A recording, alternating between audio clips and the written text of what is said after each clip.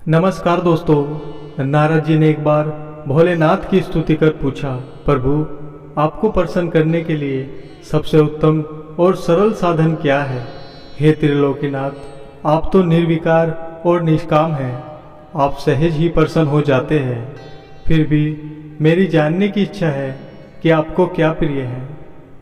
नारद जी की बात सुनकर शिव जी बोले, नारद वैसे तो मुझे भक्त के भाव सबसे प्रिय है, फिर भी आपने पूछा है तो बताता हूँ। मुझे जल के साथ साथ बिल्वपत्र बहुत प्रिय है।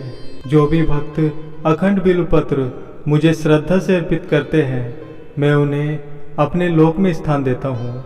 ये बात सुनकर नारद जी भगवान शिव और माता पार्वती को प्रणाम करके अपने लोक चले गए।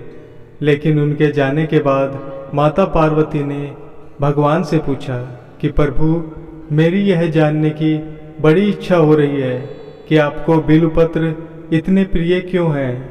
कृपया करके मेरी जिज्ञासा शांत करें। इस पर भगवान ने कहा कि बिल्व के पत्ते मेरी जटा के समान हैं।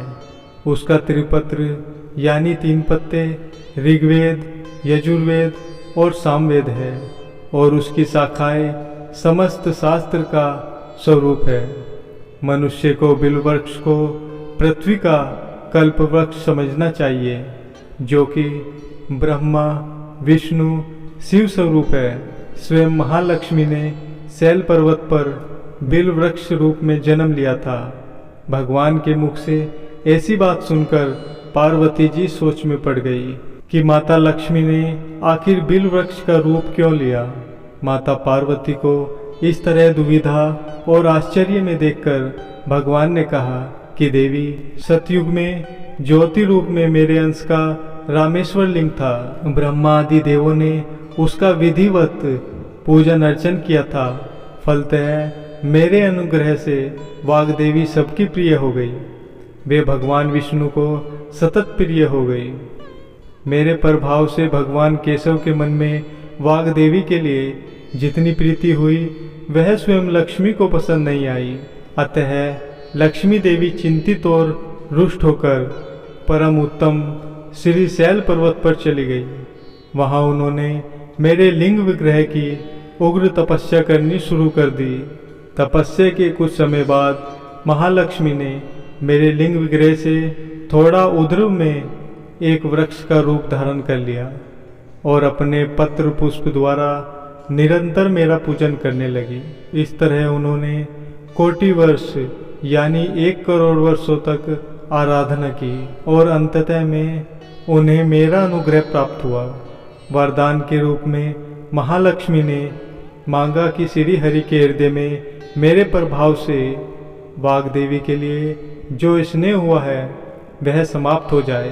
तब भगवान शिव ने देवी लक्ष्मी को समझाया कि श्री हरि के हृदय में आपके अतिरिक्त किसी और के लिए कोई प्रेम नहीं है। वाग्देवी के प्रति तो केवल उनकी श्रद्धा है। यह सुनकर लक्ष्मी जी बहुत प्रसन्न हो गई और पुनः श्री विष्णु के हृदय में स्थित होकर निरंतर उनके साथ विहार करने लगी। हे पार्वती, महालक्ष्मी के हृदय का एक बड़ा विकार इस प्रकार दूर हुआ था। इस कारण हरिप्रिया उसी वृक्ष रूप में सर्वदा अतिशय भक्ति से भरकर यत्नपूर्वक मेरी पूजा करने लगी।